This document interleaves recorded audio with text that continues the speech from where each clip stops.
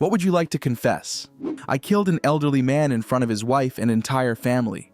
I've never told anyone about this before, even though many years have passed. I didn't discuss what happened, not even with my closest friends, except for those who were there. One evening, during my college years, I decided to go out and get booze for a party my fraternity was planning for the next night. On my way home, I was driving down a familiar street. It was dark, but the street lights were on. I remember looking away for just a second, just briefly, to check the radio. But when I looked up again, there was a man crossing the street. I didn't have time to react. By the time I saw him, he had already hit my car's hood and was thrown to the side.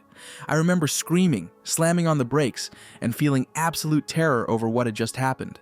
I admit, for a split second, the thought of stepping on the gas and getting out of there crossed my mind. But instead, I pulled over and jumped out to check on the man. When I reached him, I saw that his family was standing outside the restaurant he had just walked out of. They were all screaming and crying. The man was lying on the roadside, blood coming from his mouth and nose. Two guys were next to him, trying to figure out his condition and calling 911. The only thing I could say was, I didn't see him. By the time I fully realized what I had done, I was shaking all over. While we waited for the ambulance, I sat on the curb across from the victim's family, listening to their heartbreaking cries. I sat there and cried too, all the way until the paramedics took him away. I don't think I've ever cried that hard or for that long in my life. But the thing that haunts me the most to this day is what happened next. His wife came up to me while I was sitting there in shock. She sat down beside me, put her hand on my shoulder and said, I was married to him for almost 50 years. We had a happy life. Then she hugged me and told me that she forgave me. After everything that was said and done, it was ruled an accident. No charges were filed against me, and one of my friends picked me up from the police station. But after that, I went down a dark path. I started drinking heavily, dropped out of college in my final year, and had to move back in with my parents because I couldn't hold down a job. At one point, I even tried to end it all with pills. It was a long and difficult road to recovery, and honestly, I still don't feel fully healed. I don't think I'll ever be the same again. But in the end, I managed to get my life somewhat back on track. I joined the Navy, got to see a bit of the world, and now I'm planning to return to college and, hopefully, finish what I started. It took me almost 10 years to get here, but I'm finally starting to feel like I'm living again.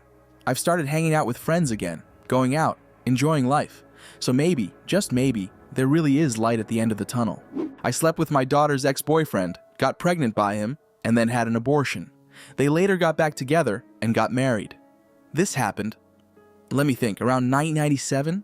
I was 38, my daughter was 18, and she was dating a guy named Harry, who was 24. At the time, I was an alcoholic and dabbled in other drugs, mostly coke. I wasn't exactly a good person, let alone a good mother. It's not like I was abusive or anything, but I was neglectful. I cared more about booze and drugs than my daughter, especially during her teenage years. Now, I've been clean for 14 years. I wasn't exactly thrilled that my daughter was dating Harry, but I never told her why. The thing is, he was always flirting with me, and their age gap made me uncomfortable.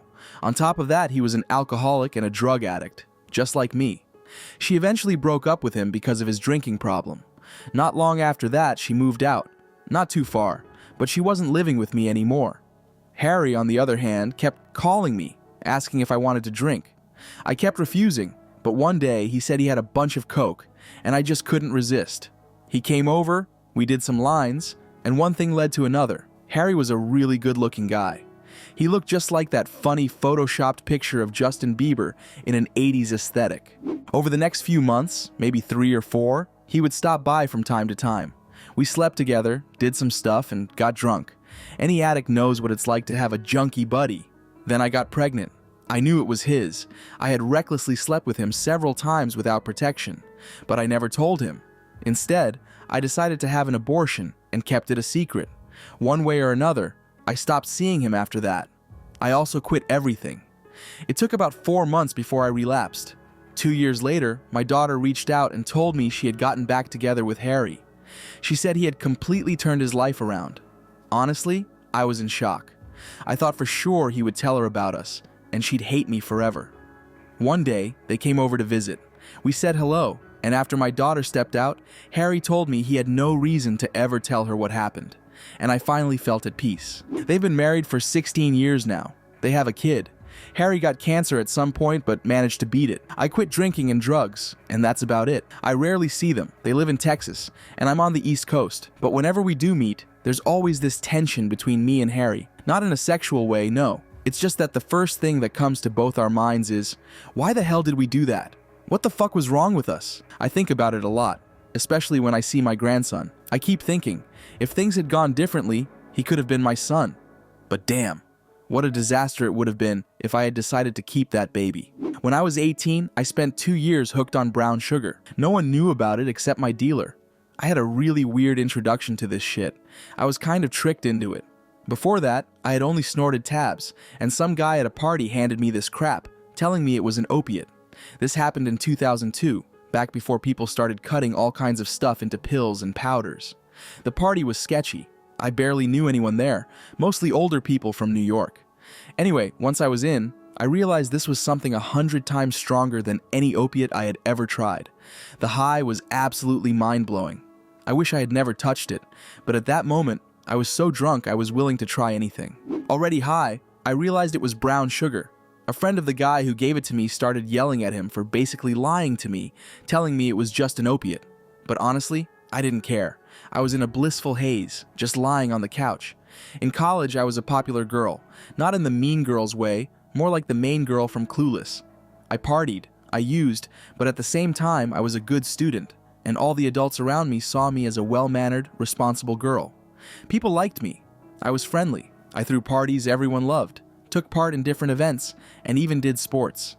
Even to me, it felt weird that someone like me would end up trying something as heavy as brown sugar. Meanwhile, I got hooked on it right away. Then I got involved with a guy named Mike. He dropped out of college, and I knew he was dealing. He had no friends left from school and barely spoke English. I told him I was buying stuff for a friend who had a terrible illness and could barely walk. Great excuse, right? Anyway, I took the same amount as before, a very, very small dose. At first, I tried to limit myself to just once a week. I knew how bad this stuff was. My parents were good, successful people, and they would have killed me if they ever found out. But I was obsessed with the high brown sugar gave me. Addiction is too weak a word to describe my relationship with it.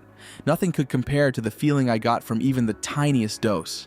Over time, I started using more often, though the doses stayed the same. I think after about 8 months, my addiction kept getting worse. Still, I managed to somewhat keep myself from going completely off the deep end. First of all, my supplier eventually found out that I was using too, and he started feeling guilty about it. He wasn't a real dealer, more like a user himself who occasionally sold some on the side. In the end, he cut me off completely. At first, I felt absolutely terrible. I couldn't get my hands on brown sugar, and I craved it so badly that it threw me into a deep depression. I think my withdrawal was becoming obvious to people around me. My parents thought I was just struggling with anxiety or depression. My friends assumed the same. To find a new supplier, I took a serious risk. I approached someone in college and told him my friend was looking for a connection. There was always a chance he'd snitch and expose my whole secret. But he didn't. And then I found a new supplier. He was even sketchier than Mike, but his product was better. I got back into this mess after about a month-long break when I had no access to stuff. I mostly paid for it with money from my job. My tolerance didn't come back right away, and somehow I managed to keep up my image as the cool, popular girl. No one, and I mean this seriously, no one except my supplier ever knew. Eventually, I realized I couldn't keep going like this. After my birthday, I decided to quit. What was the turning point? On my 19th birthday, while all my friends wanted to celebrate and my parents invited me for a nice dinner, I faked being sick just so I could stay in my room all day, with brown sugar. That was all I wanted. And that was my wake-up call. I had to stop before things got even worse. I relapsed a week later, but 5 days after that, I went clean again. During that time, I spent almost all my days alone in my room or in the park. I skipped tons of classes. My parents had no idea what was wrong with me. In the end, after many attempts and failures, I managed to stay clean for about 5 months. Then, one night, I took 2 of my mom's painkillers and got dangerously close to going back to my supplier, but I didn't. Over time, the cravings faded, and eventually, I just stopped thinking about it. After that, I never touched opiates again. I never told anyone about my addiction. Never. Not even my husband. Not even my parents. You know, honestly, it feels so strange to think about it now. I never looked like the stereotypical addict, the kind of person you'd expect to be hooked on brown sugar. And yet, I was. I ruined my former best friend's life and destroyed her career. This happened a few years ago. In college, I was close friends with a girl, let's call her Jackie, and we were both studying to become nurses. For most of our time in school, we got along great, until the very end. At some point, I started liking a guy. Jackie knew about it, but in the end, she slept with him anyway.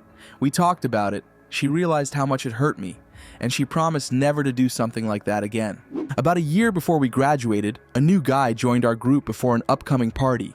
I had already been dating him for a while. Jackie and I were roommates. We all left for the party together. At some point, Jackie left the party, and so did my new boyfriend. I assumed they went back to the dorm since our rooms were next to each other. I stayed behind with the rest of our group. When I got back, I heard them hooking up. I was devastated. He was my boyfriend. I really thought I had found the one. Sure, we had only been together for a few months, but he was so sweet, and I really thought he cared about me. I decided I had to get revenge for what she did to me. And here's how I did it. We both used to smoke a lot of weed. Even after college, I kept pretending we were still best friends. We both moved back home. Ironically, our houses were pretty close, and we both started working as nurses at the same hospital, just in different departments. Our hospital had a strict no-drug policy. I quit smoking, she didn't. But here's the thing, I kept encouraging her to smoke, while I just drank or pretended to take a hit. Sometimes, I even rolled a fake joint and just smoked a cigarette while she got high. About 2 months after I quit, but she kept going, I left an anonymous note on our supervisor's desk. Jackie is high. You need to test her. She never came to work high. She only smoked the day before her shift. She was never under the influence at work. About an hour later, workplace safety officers came in. Everyone, doctors, nurses, administrators, even janitors, was required to take a drug test. Refusing meant breaking the rules and risking immediate termination. Jackie texted me right away, saying we needed to talk. She was freaking out in the break room. I rushed over, pretended I had no idea what was happening, and tried to calm her down, telling her everything would be fine, that she had nothing to worry about. A week later, she was fired. She failed the drug test, which led to immediate termination. Her name was blacklisted not just at our hospital, but at all nearby hospitals as well. And since we were in New York, where marijuana was still classified as a controlled substance at the time, the situation became even worse for her. We only worked at that hospital for a few months. And now, she barely managed to get a job at a small clinic as a triage nurse. She earns about a quarter of what she could have. No other hospital will hire her. Maybe in another state they would, but I'm not sure. Do I regret it? Yeah, I was a complete asshole. That was too much. Will I ever tell her? Probably not. But was she also a bitch? And was this karma? Absolutely. I hate my life. I hate my child. I resent my family. I resent my relatives. I resent my wife. I hate myself. I never wanted kids, but I wasn't completely against having them either. And I got married. My wife knew exactly how I felt about children. When we were engaged, I told her, maybe we'll have one, but definitely not more than that. But as my friends started having kids, my stance shifted.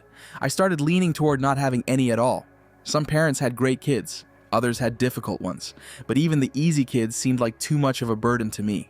At some point, my wife's sister passed away. Suddenly, family became super important to her. I get it. At that time, my stance on having kids was still a hard no, but my wife kept pushing, and pushing, and pushing. In the end, she convinced me. The deal was this. Her parents would sell their ranch and move to our street. She won, and I was an idiot. I was told not to worry about all the struggles and sacrifices that come with having a kid, because Grandma and Grandpa would be right next door. They would be the best parents our kid could ever need. Since my wife's sister was gone, my wife was now their only hope for grandkids. My wife and her parents really worked me over. They really convinced me. They had solid arguments. My wife's parents were in their 50s, in great health. They said, we'll be around after the baby is born, and we'll have plenty of energy to take care of the kid. They filled my head with Disney fantasies and convinced me I just had to be a good dad and provider. Like some 1950s sitcom dad, where the mom does all the hard work around the house. Basically all pros, no cons, right? Sounds great, works for me. And then reality hit. 11 years later, my kid has oppositional defiant disorder, which basically translates to, your kid is a little nightmare. The diagnosis is literally just, your kid holds grudges, is mean, and constantly looks for fights. Not because he struggles socially or is overly sensitive, just because. Guess what? Grandma and Grandpa say he's too much for them now. They haven't helped with him more than one day a month for nearly 7 years. So here I am, sitting in my car, laptop on my lap, tethered to my phone's mobile data, parked in a lot after dark. I came home from work and found out my son had been spitting on the neighbor's doorknob. Why? So they'd get sick. Why does he want them to get sick? Because his Amazon package was delivered to their house in the morning, and they held onto it until the evening to give it to him. When he was told to stop spitting, he climbed into the attic and pissed all over a cardboard box full of keepsakes from my parents, who died before I even turned 20. I walked out of the house and sat in my car.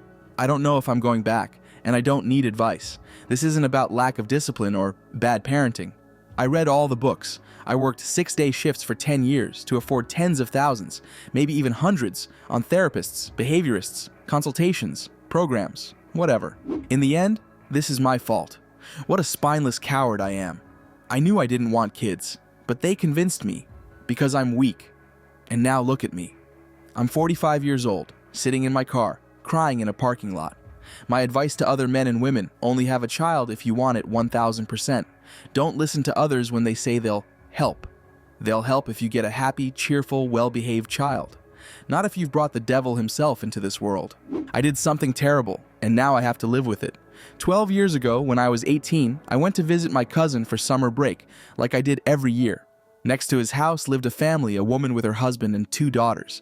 As always, we spent a lot of time at their place, playing cards and watching movies. The woman was so kind and beautiful. I fell in love with her. But she treated me with indifference. One day, when my cousin wasn't home, I went to her house. She was alone, doing chores. We started talking, and she told me about her life. Actually, she was just pouring her heart out to me, but my focus was entirely on her body. Knowing she was vulnerable at that moment, I started flirting with her. Thinking she wouldn't resist, I began stroking her back. Then, in an instant, I hugged and kissed her. At first, she was surprised, but since I didn't stop, she kissed me back. And in the end, we slept together. The whole thing lasted no more than 15 minutes. Yeah, some lover I am. I'm 100% sure I didn't even satisfy her. Then I bailed and went home to my cousin. The more I thought about what had just happened, the more I panicked, fearing that her husband would find out. The next day, she acted as if nothing had happened.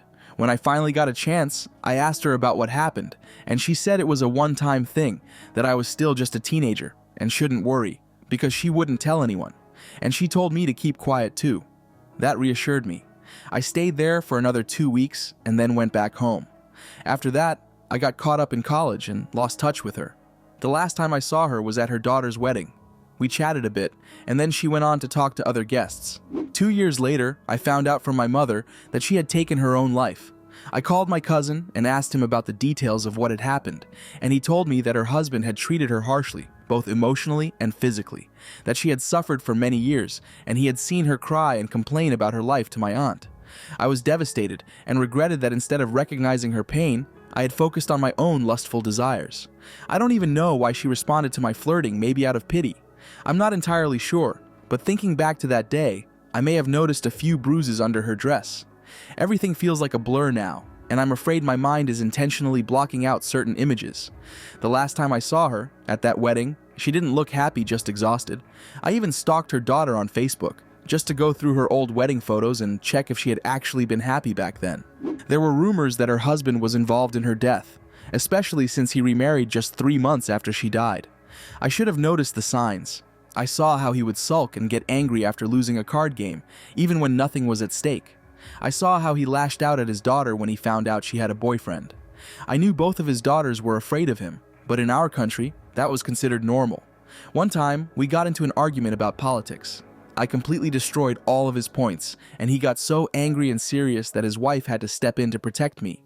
But most of the time, he was a cheerful guy, not stingy, always spending money on food and other things when I was around. I should have done something. I don't know what exactly, but something that could have saved her life. Her death deeply affected me, and I even resorted to self-harm. I kept this secret for years, never even telling my current psychiatrist. I was ashamed of myself and decided it was best to keep it hidden. At some point, I thought I had finally moved on from this situation. Many years had passed. I left home and moved to Bahrain for work. But recently, her younger daughter sent me a request on Instagram, and all those memories came flooding back. Looks like I'll have to live with this guilt for the rest of my days. Thanks for watching. Drop a confession of your own in the comments below, and don't forget to check out our other videos. Big hugs. See ya.